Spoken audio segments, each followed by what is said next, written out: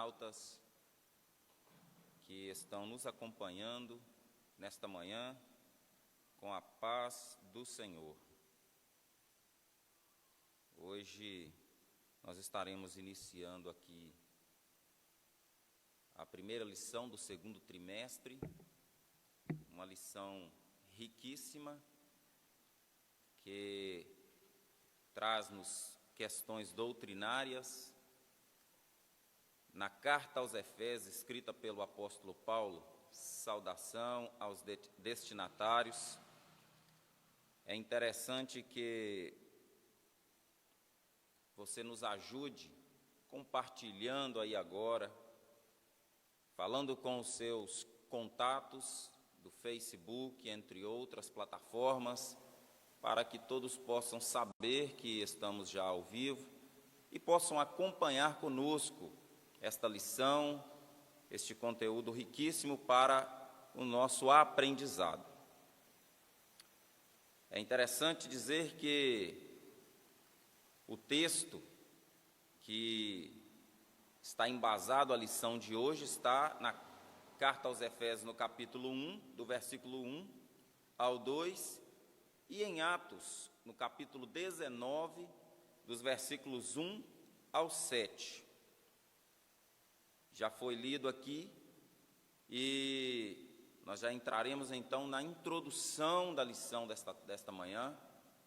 E na introdução, nós já vemos que o comentarista da lição, que trouxe para nós este riquíssimo texto, esse riquíssimo assunto, ele já vai falar a respeito da carta que Paulo escreve e que se torna ou denomina-se a coroa dos escritos de Paulo, ainda considerada a rainha das epístolas de Paulo. Nós vemos que essa coroa, a rainha desses escritos, ela tem um porquê. Porque Paulo, quando ele inicia o trabalho em Éfeso, ele pega uma igreja, ele pega um povo que ali já estava e que conhecia o Evangelho, outros como os 12 discípulos que já haviam até sido batizados com o batismo do arrependimento que João pregava. Mas Paulo pega essa igreja e ele é o responsável por inserir nesta igreja, por inserir nessas pessoas, não só o contexto, mas as doutrinas da palavra de Deus para o cotidiano. Paulo vai tratar ali de questões da soteriologia, a doutrina da salvação. Paulo vai tratar questões que nós estudamos na eclesiologia, porque ele vai como que ensinar a igreja a se comportar neste mundo, nas questões sociais, na política, nas questões espirituais. Então o apóstolo Paulo, ele pega esta igreja que ainda, vamos dizer que, tomando leite, e ele insere aos poucos um alimento sólido, um alimento mais forte, que é o conhecimento da palavra de Deus. E nós vamos estudar nesta manhã alguns pontos dessa lição. E no primeiro ponto, vai tratar da autoria desta carta. Conforme o costume da época, diz a lição, o autor ele inicia a carta declarando sua identidade. E assim Paulo faz. E ele vai dizer, olha, Paulo, apóstolo de Jesus Cristo. É interessante que no livro de Atos, o nome de Paulo é citado como Saulo, porque Saulo é um nome hebraico. E Paulo, ou Saulo, Saulo também era judeu, porém Saulo também era romano. E ele usa Saulo, um nome hebraico até o período que ele se converte ao cristianismo, que ele tem um encontro com Jesus. Mas a partir daí, ele passa a usar o nome Paulo, que é romano. Saulo, ele vem considerado pelo comentarista de talvez uma homenagem a Saul, da mesma tribo. E Saul, no hebraico, significa aquele que foi solicitado. Mas Paulo, no seu nome romano, significa pequeno. E nós podemos talvez entender duas formas de se ver essa situação de Paulo usar em um determinado período o nome Saulo e posteriormente Paulo. Primeiro, ele quer se identificar com os gentios, dado o seu chamado ministerial apostólico para não só falar para os judeus, mas levar aos gentios a santa e preciosa palavra de Deus. Mas, por outro lado, Paulo também, ele passou daquele período em que ele era sempre solicitado como um fariseu conhecedor da lei, para tratar das questões da lei, para ser aquele que era o perseguidor de toda a doutrina que viesse contra o farisaísmo. Mas agora Paulo, ele tendo encontro com Jesus, penso eu que ele se coloca, e ele mesmo diz, como o menor, como aquele que era indigno, mas pela misericórdia do Senhor, o Senhor o alcançou e o convocou e o instituiu nesse ministério apostólico. Mas o próprio Paulo, ele se tinha como um pequenino, alguém que era um dos mais miseráveis entre aqueles que estavam servindo a Jesus. E talvez por isso, o desejo de sempre utilizar o nome Paulo, porque Paulo significa pequeno, pequenino, alguém que sabe que o poder que opera nele, em um vaso de barro, pequeno, frágil, é o poder de Deus. Pois então, é interessante que também conheçamos que esta carta, a epístola aos Efésios, ela é uma epístola da prisão, porque Paulo, ele escreveu essa epístola, assim como algumas outras, quando estava preso em Roma. Paulo, ele ficou por 2 anos preso em Roma. E nós vemos que no período em que ele estava preso, ele ainda continuava como um embaixador de Cristo, porém, um embaixador em cadeias. É interessante analisarmos, meus irmãos, que Paulo, mesmo estando preso, a palavra de Deus, ela não estava presa. Mesmo estando preso, a mente de Paulo, o espírito, a alma de Paulo, ela continuava incessantemente pensando nas coisas de Deus e trabalhando para que a obra de Deus fosse sempre de uma forma com a sã doutrina estabelecida, crescer de forma sadia, porque para isso ele havia sido enviado para alicerçar na palavra do Evangelho as igrejas, os trabalhos que haviam sido por ele muitas vezes iniciado, ou muitas vezes sempre chegando e talvez tendo algum trabalho já iniciado, mas ele era o responsável por associar esse trabalho às doutrinas da nossa fé cristã.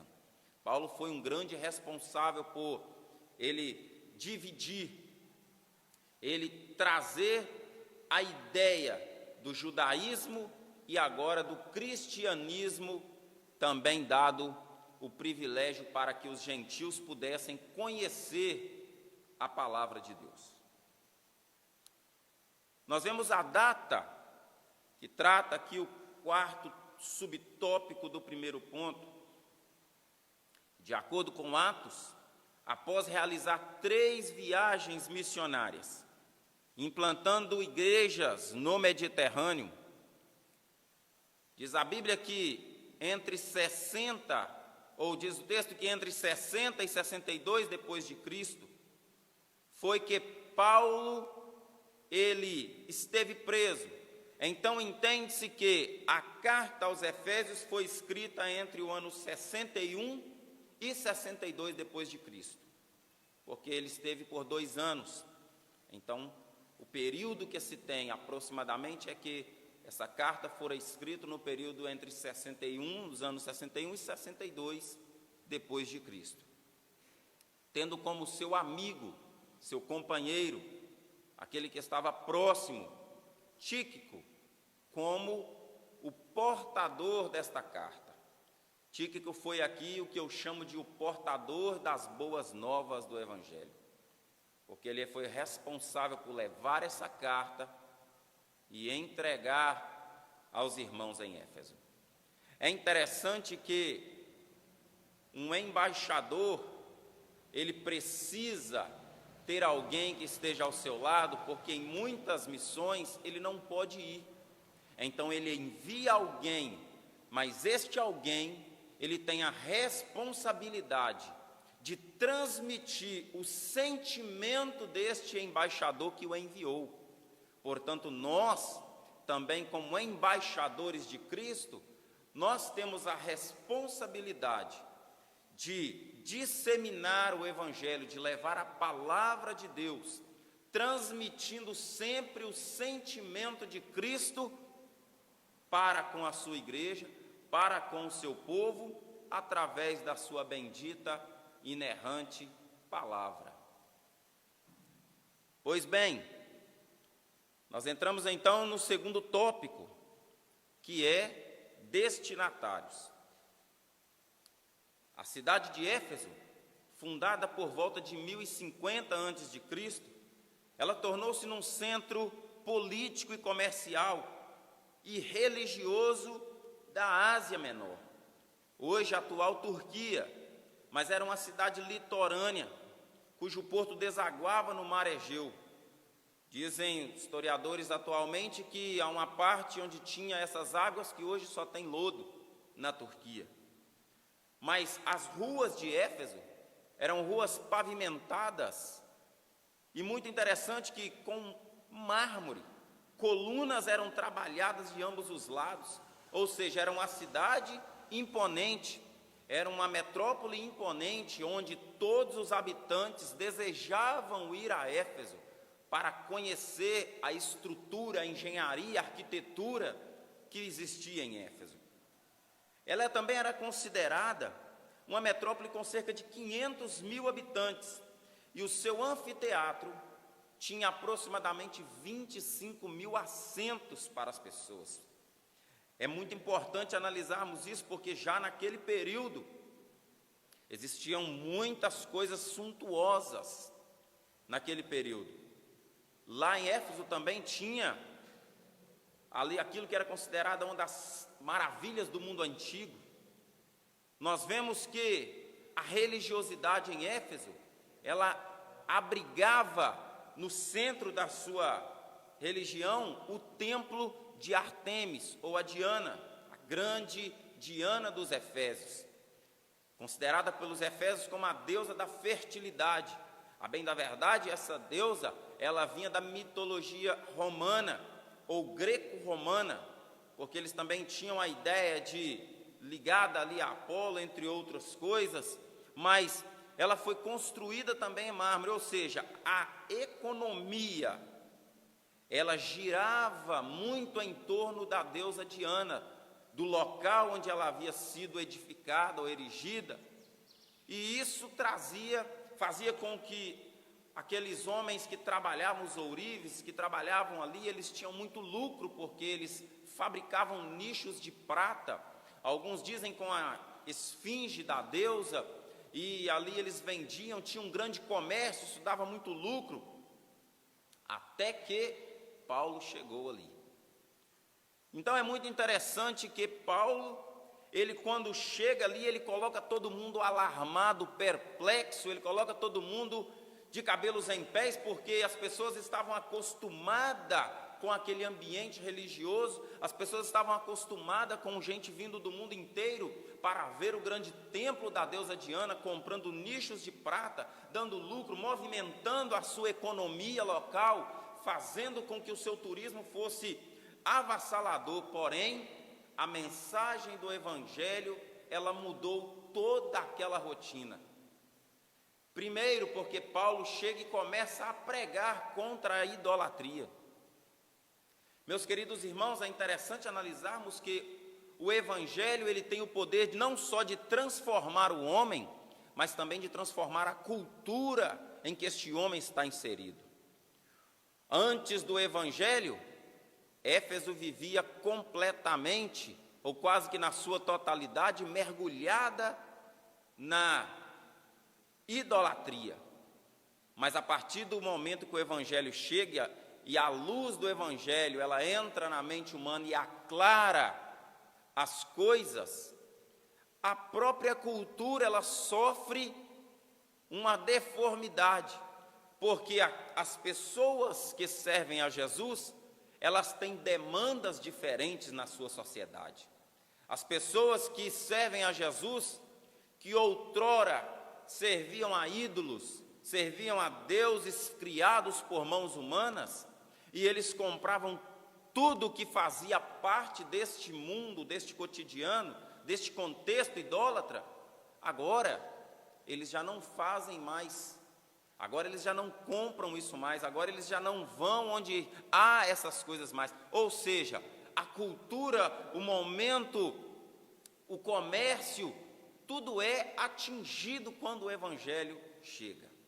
Bendito é o nome do Senhor, porque quem era idólatra rasgou os ídolos, queimou, jogou fora os amuletos, porque ele foi impactado pela palavra de Deus e foi-lhe revelado a pessoa bendita de Jesus Cristo, que é o nosso único e suficiente Salvador e provedor da humanidade.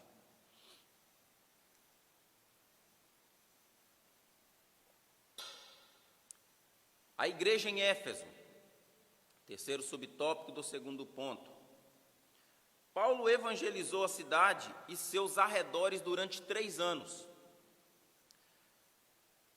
O comentarista vai lembrar que quando ele chega a Éfeso, ele encontra 12 discípulos, 12 homens, os quais, quando chegaram diante de Paulo, Paulo pergunta para eles: olha, vocês são cristãos, mas vocês chegaram a receber o batismo com o Espírito Santo? Eles respondem: mas nem sequer ouvimos que haja o Espírito Santo. Então Paulo pergunta: mas em que batismo vocês foram batizados? E eles disseram: no batismo de João. Então Paulo vai lembrá-los: olha, João batizou nas águas para arrependimento, mas lembrando que veria um maior do que ele estava preparando o caminho. Paulo então trata pormenorizadamente sobre o evangelho àqueles discípulos e diz o texto que ele batiza-os em nome do Pai, do Filho e do Espírito Santo, e impondo as mãos sobre eles, eles são imediatamente batizados com o Espírito Santo de Deus. Nós temos algo aqui muito interessante, um ponto de interrogação, porque há um relato de rebatismo, um relato de batizar 2 vezes. Então, como se daria isso? Porque o batismo é um só. A ideia aqui é que Paulo, ele percebe que aqueles homens foram batizados sem o conhecimento pleno do Evangelho. Eles foram batizados com a mensagem que João pregava, de arrependimento dos pecados, de abandono das coisas materiais, porém o seu conhecimento estava muito raso a respeito de Cristo. O seu conhecimento, ele não era profundo, concernente às ordenanças de Cristo. Então Paulo, desejando que estes discípulos, eles pudessem ser portadores de uma integralidade do Evangelho, para que a sua obra, por onde eles passassem, a pregação do seu Evangelho e a doutrina da palavra de Deus, ela fosse de uma forma única, com o entendimento dos apóstolos. Ou seja, Paulo, ele batiza em nome do Pai, do Filho e do Espírito Santo, cumprindo a ordenança de Cristo, porque Jesus disse: só ide, pregai o Evangelho, batizando em nome do Pai, do Filho e do Espírito Santo, e aquele que crê será salvo, mas aquele que não crê já está condenado. E ele fala também do Espírito Santo e do seu batismo com o Espírito Santo. Ou seja, precisava-se dessa experiência por aqueles discípulos, para que eles, a partir de agora, pudessem tratar do Evangelho com a forma plena, uma forma equilibrada com os ensinos de Jesus e os apóstolos que estavam ao redor do mundo. Porque imagina se Paulo simplesmente, ora, eles foram batizados, eles iriam embora, mas eles não teriam conhecimento da doutrina completa do Evangelho de Jesus. Então, para deixarmos somente esse ponto talvez de interrogação aí, que muitos podem levantar: mas 2 batismos, então tem que rebatizar, tem que batizar 2 vezes, não é nada disso. A questão doutrinária aqui é essa. Paulo somente preocupou-se que aqueles discípulos precisavam de ter essa experiência da sã doutrina de forma completa, para que eles pudessem ser então embaixadores de Cristo de forma completa. Amém? Saudação epistolar. A saudação epistolar, ela é a mais breve dentre todos os escritos de Paulo, ou seja, a saudação que Paulo dá aos Efésios através da sua carta, ela é a mais breve, ou considerada a mais breve de todos os seus escritos. Ou seja, ela é direcionada aos santos e fiéis em Cristo Jesus. Isto é, aqueles que foram separados e consagrados para serem propriedades exclusivas de Jesus. Então Paulo cumprimenta com as palavras graça e paz, uma expressão que lembra o favor gratuito e imerecido de Deus. Quanto aos destinatários, a maioria dos intérpretes considera que a epístola era uma carta circular, destinada aos cristãos da maioria gentílica das muitas igrejas da Ásia, provenientes de Éfeso, que era a metrópole mais importante da região. Então, por que nós entendemos que ela não era só uma carta direcionada ao povo que estava somente em Éfeso? Porque depois que Paulo instituiu, depois que Paulo instruiu, depois que Paulo fortaleceu a igreja que estava ali, muitos desses irmãos se espalharam, muitos passaram a ganhar almas em outras regiões. Então, a carta que Paulo envia, nós a consideramos, e eu concordo com isso, todos os teólogos têm esse mesmo entendimento, que ela é uma carta circular. Por quê? Porque ela não poderia estar somente presa ao centro de Éfeso. Ela precisava alcançar a todos que participaram em Éfeso desse grande avivamento através da palavra de Deus.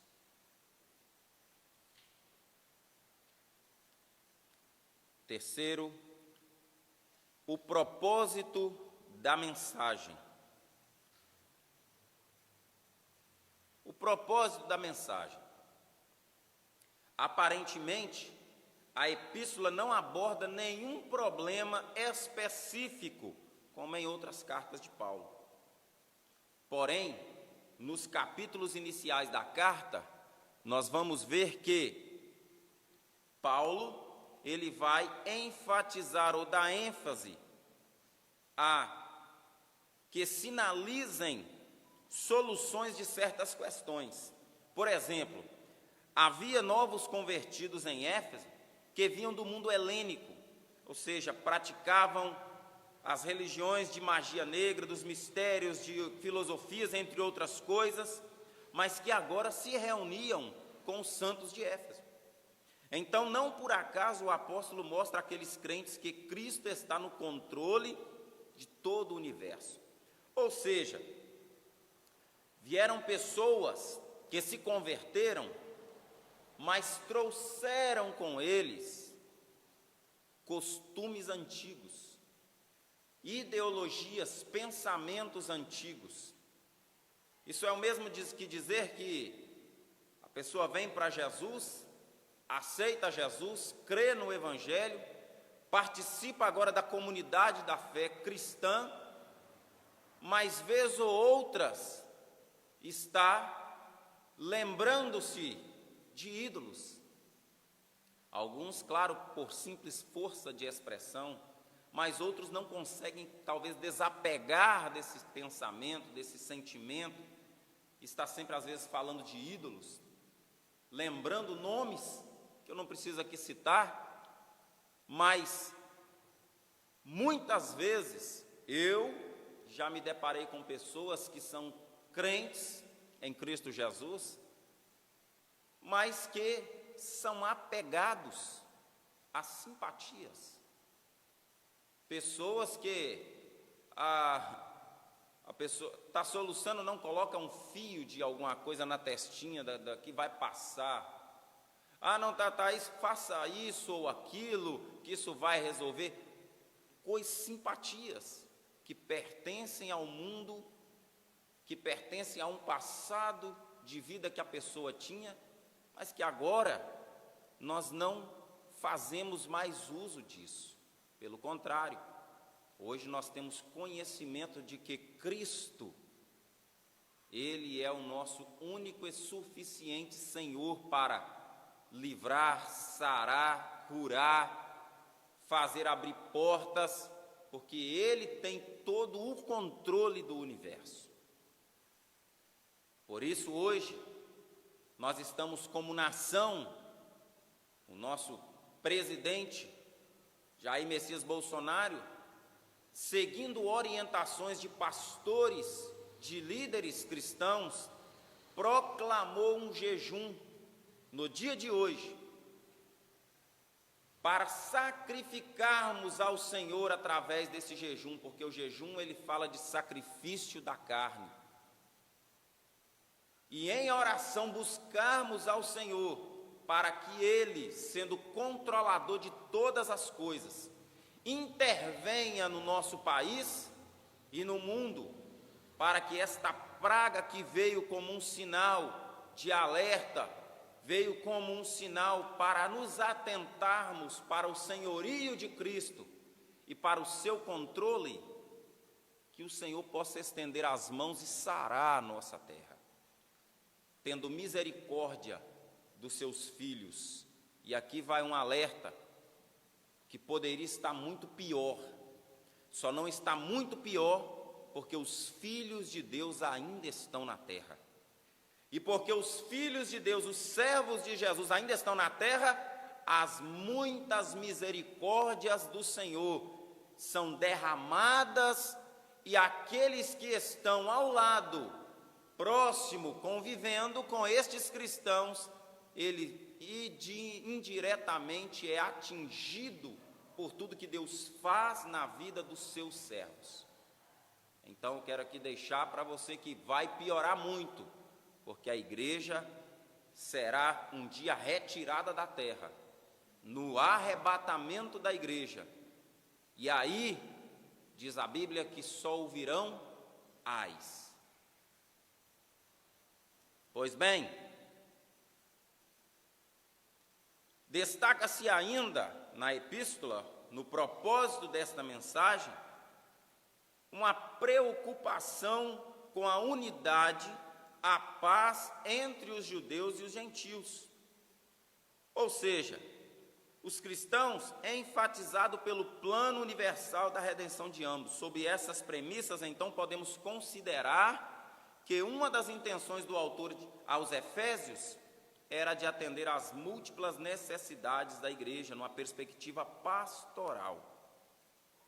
Ou seja, aqui entra o estudo da eclesiologia, que vai fazer com que a igreja ela tenha conhecimento do modo de ação dentro de uma sociedade, do seu modo de ação concernentes às instâncias sociais, tanto jurídicas, eclesiásticas, filosóficas. Trata também de pontos internos que são pontos chaves para o crescimento, para o desenvolvimento da igreja. Vai tratar ali do concernente ao trato entre marido e mulher, concernente à convivência dos cristãos e os gentios, no respeito e no trato mútuo, mas sem abrir mão da fé e do entendimento do que traz a palavra de Deus sobre práticas, sobre condutas, sobre pensamentos. E isso é muito importante. Por isso a carta, ela é apontada por estudiosos como o tratado teológico sobre a igreja e o corpo de Cristo. É muito interessante, meus irmãos, analisarmos que o Espírito Santo, em todo este trabalho em Éfeso, ele foi atuante, incessante, cuidadoso para que o trabalho de Paulo tivesse efeito. Porque diz a Bíblia que aquele que prega a santa palavra, o Espírito Santo colabora com ele, para que ao abrir da sua boca a palavra tenha o efeito necessário e o Espírito Santo convença o homem do pecado, da justiça e do juízo vindouro. A mensagem de Efésios gira em torno de duas temáticas, ou seja, Jesus Cristo, que é o cabeça, e a igreja, que é o corpo. Então podemos classificar os desdobramentos dos assuntos nos seguintes eixos temáticos: consumação do plano eterno de Deus na pessoa, claro, de Jesus Cristo, a atuação do Espírito Santo como penhor da experiência da salvação, a reconciliação dos povos por intermédio da cruz de Cristo e a revelação do mistério da vontade de Deus por obra do Espírito Santo. E aqui num quinto ponto, um novo estilo de vida baseado na unidade, na comunhão com o Espírito Santo, na frutificação, na adoração e na interpretação no Espírito. Os novos relacionamentos conjugais, a luta contra o diabo. Ou seja, portanto, essa epístola contém uma combinação de a doutrina de fé e prática da vida cristã. Tudo quanto Deus fez e do que se pode esperar que a igreja faça. Então, a carta aos Efésios, ela é necessariamente uma carta a ser lida e sempre buscada como ensinos, como preceitos bíblicos para a nossa vida cristã, a nossa vida como uma comunidade de fé, como igreja do Senhor, para nós alicerçarmos e crescermos então neste grande conhecimento que nós temos, que é a palavra de Deus. Meus irmãos, na conclusão, nós vamos ver o comentarista dizendo que essa epístola, ela revela um elaborado resumo da salvação e suas implicações para a vida cristã. O seu conteúdo recorda o favor imerecido que recebemos gratuitamente da parte de Deus. Suas exortações nos implementam ou nos impelem a viver em santidade, alicerçados em Cristo, a cabeça da igreja, e a batalhar contra as forças das trevas. Ou seja, Paulo, ele está trazendo advertências, ensinamentos, exortações, para quê? Para que possamos a cada dia crescermos na graça e no conhecimento da palavra, que é a revelação de Deus para o homem. Nós queremos agradecer a todos vocês que nos acompanham, queremos agradecer a todos os internautas que estão no Brasil, que estão na Europa, que estão na América do Norte, na América Latina de um modo geral, na Ásia. Nós queremos agradecer a todos os irmãos que nos ajudam, trazendo aqui uma palavra, se está bom o som, se está bom a imagem, se está bom, se está chegando com qualidade o sinal, porque nós queremos fazer o melhor com excelência, porque é para Deus, para o seu reino, para os filhos de Deus se alimentarem de uma palavra cristocêntrica, embasada sempre na sã doutrina do Evangelho. Eu quero te convidar agora, vou fazer uma oração, abençoando a sua vida, a sua família, a sua casa, pedindo a Deus que abençoe o nosso Brasil, pedindo a Deus que estenda as suas mãos, alcance famílias que agora estão sofrendo, porque esse vírus veio e mexeu com toda a estrutura orgânica das pessoas, mas também ele mexeu com toda a estrutura econômica do nosso país. Pessoas estão perdendo seus empregos, pessoas já estão com falta de alimento em casa, e eu quero te convidar aqui, como igreja do Senhor, procure interagir com a comunidade que você vive e convive. Se você tem condições de ajudar, chame, convoque os amigos, os irmãos, os parentes, para sermos uma corrente que abençoa essas pessoas. Nós não podemos deixar ninguém passar dificuldade nesses momentos, faltar alimento. Não, nós temos a palavra do Evangelho que vivifica, mas também somos a agência de Deus neste mundo para colaborar, orando pelos nossos governantes, colaborando com as nossas autoridades, mas também sendo canal de Deus para abençoar quem está precisando. Vamos orar? Em nome de Jesus, Pai, nós estamos mais uma vez aqui na sua presença, te adorando, bendizendo, engrandecendo o nome do Senhor, ministrando aqui a sua palavra, Senhor, para crescimento da sua igreja. Meu Deus, nós colocamos agora o Brasil, ó Pai amado, aos teus pés. Colocamos o mundo, ó Pai, que está chorando, clamando, meu Deus, e gritando por socorro diante do Senhor. E pedimos ao Senhor, estende as suas mãos. Ó Deus, que o Senhor está usando, ó Pai, todo o cenário, meu Deus, para mostrar que o Senhor tem o controle deste mundo, nós já sabemos. Nós já entendemos, ó Pai. Por isso pedimos ao Senhor, meu Deus, tenha misericórdia do seu povo. Tenha misericórdia, ó Pai, dos que estão chorando. Meu Deus, visita agora os profissionais de saúde, revigora a sua energia, ó Pai, que o Senhor está usando para cuidar das pessoas. Visita os países, meu Deus, que estão precisando de suprimentos, ó Pai, e por algum motivo não está chegando, quebra as barreiras, meu Deus, em nome de Jesus. Pai bendito, visita os teus filhos, ó Pai, visita as economias, ó Pai, mundiais, porque já há uma profecia de um colapso financeiro, ó Pai, no mundo. Mas guarda, ó Pai, os teus filhos, até o dia do arrebatamento da igreja. Nós pedimos em nome de Jesus. Amém. E graças a Deus.